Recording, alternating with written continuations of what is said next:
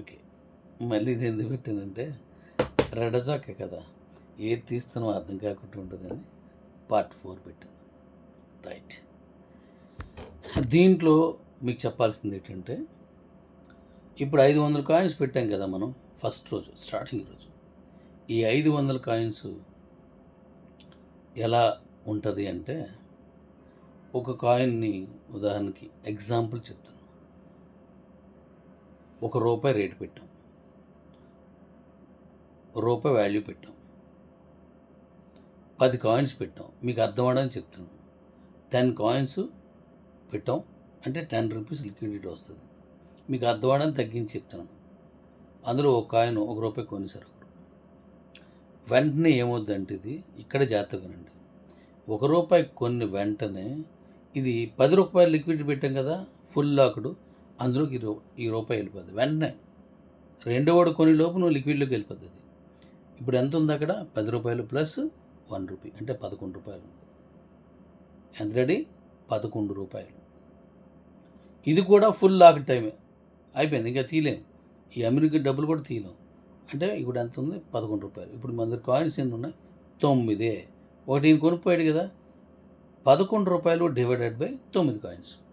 రూపాయి కంటే రేటు పెరిగింది కదా, రూపాయి కంటే పెరిగింది కదా, అంటే 20 పైసలు సుమారు పెరిగింది. 9 × 18 అంతే, 20 పైసల కంటే ఎక్కువ పెరిగింది. ఇప్పుడు మళ్ళీ కాయిన్ ఇంకోటి కొన్నారు. ఎంత వచ్చింది? ₹1.20. ఇది వెంటనే లిక్విడిటీలోకి వెళ్ళిపోద్ది. అది కూడా లైఫ్ టైం లాక్ అయిపోద్ది, మొత్తం ఫుల్ లాక్ అయిపోద్ది. అది ఇప్పుడు ఎంత ఉంది అక్కడ? ₹13.20. ₹13.20. కాయిన్స్ ఎన్ని ఉన్నాయి? 8 కాయిన్స్ ఉన్నాయి. ₹1 కోట్ అయిపోయింది, ₹1.20 కోట్ అయిపోయింది. ఇప్పుడు 8 కాయిన్స్ ఉన్నాయి. ₹13.20 డివైడెడ్ బై 8 కాయిన్స్. మళ్ళీ కాయిన్ అమ్మాడు, మళ్ళీ కాయిన్ వచ్చిన క్యాష్ మొత్తం లిక్విడిటీలోకి వెళ్ళిపోద్ది. వెళ్ళిన లాక్ అయిపోద్ది. లాక్ అయిపోయి ఫుల్ టైం లాక్ అయిపోద్ది. కాయిన్ రేటు దీనికి యాడ్ అవుతుంది. ఎందుకు? లిక్విడిటీ పెడుతున్నావు నువ్వు. అక్కడ పెట్టినప్పుడు కాయిన్ రేటు పెరుగుతుంది కదా, లిక్విడిటీ ఎంత పెడుతున్నావు అంతా పెరుగుతుంది. ఇప్పుడు ఇలాగా 90,000 కాయిన్స్ 250 రోజులు ట్రేడ్ అవుద్ది. అంటే 180 రోజులు ట్రేడ్ అవుతుంది, ఆదివారం శనివారం తీసేస్తే. ఈ 90,000 కాయిన్స్ ఎంత వస్తాయి అంటే, మీరు జనరల్గా మాట్లాడుకుంటే 6 లక్షలకి 6 కోట్లకి 6 కోట్లు వస్తాయి. అంటే అదే రేట్లో $651 అంటే $7 వెళ్తే. కానీ ఉండదు కదా, మీరు ట్రేడింగ్లో మీరు ఎక్కువ కొంటుంటారు, దీంట్లో పెరిగిపోతుంటుంది. ఎప్పుడు మీకు వచ్చిన మళ్ళీ మీరు అమ్ముతుంటారు.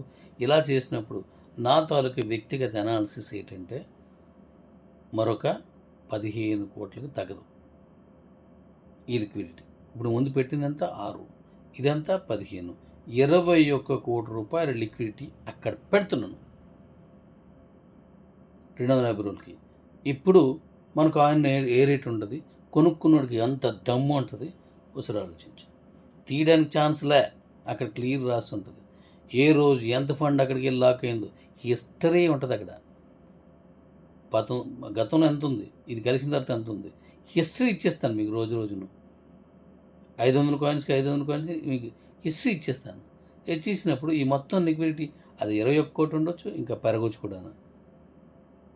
అది కాయిన్ తాలూకు దమ్ముకి, దాని తాలూకా స్థాన బలంకి ఎంత ఉపయోగపడుతుందో నేను చేసిన ప్లాను ఇప్పుడు చూడ్డాడు. ఏ కంపెనీకి ఉంది, ఏ కాయిన్కి ఉంది, ఏ ఎక్స్చేంజ్కి ఉంది, ఎవరికి ఉంది చెప్పు? నీ ఒక్కడికే ఉంది, నీ ఒక్కడికే ఉంది. ఓకేనా? ఇప్పుడు ఈ విధమైన ట్రేడింగ్ మనం వెళ్ళడం వల్ల ఉపయోగం ఉందా లేదా? కుమ్మేస్తుంది కాయిన్, ఎక్కడికో వెళ్తుంది. అది ఎక్కడికి వెళ్తుంది మళ్ళీ చెప్తాం. అయితే ఇప్పుడు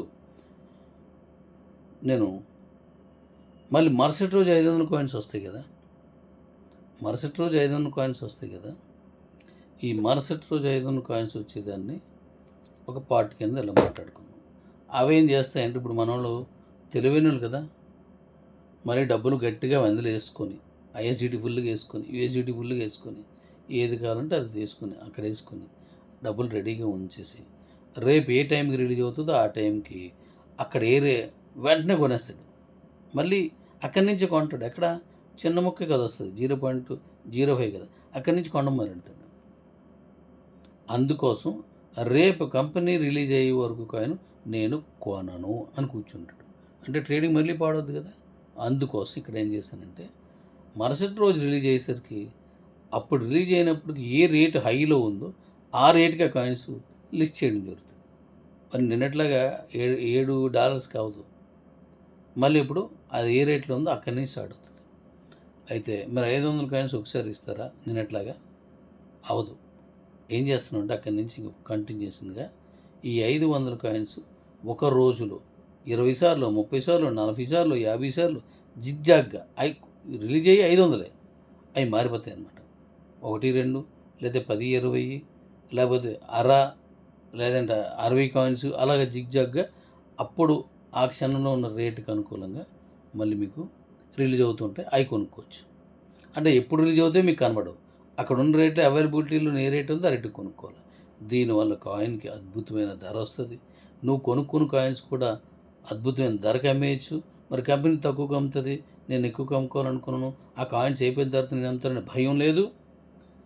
కంపెనీ ఇచ్చినప్పుడు కూడా అక్కడ ఆ క్షణంలో ఎంత రేటు ఉందో అంత రేటుకే వస్తుంది, పెడతారనమాట. అది వచ్చేస్తుంది ఆటోమేటిక్గా. అప్పుడు నువ్వు అమ్ముకునే ట్రేడర్స్ అందరికీ అదృష్టం తన్నుకు వస్తుంది. ఇలాగే 250 రోజులు ఇలాగే నడుస్తుంది. ఆ తర్వాత ఏం జరుగుతుందో చెప్తాను.